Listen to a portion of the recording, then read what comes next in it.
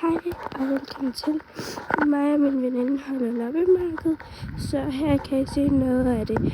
Vi har en mystery box og nogle øreringe, nogle smykker, nogle bøger, nogle ja, og her står der min mors MobilePay-nummer.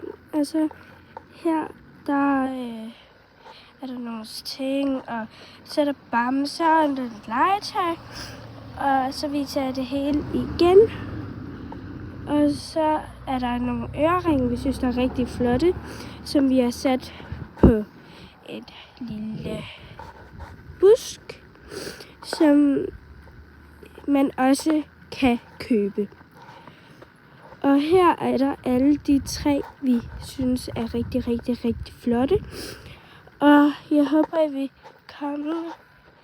Vejen hedder Røllekevej nummer 9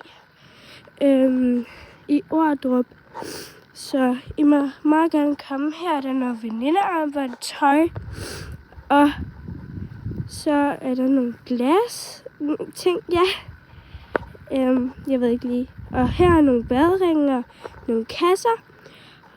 Og så er det her egentlig bare vejen.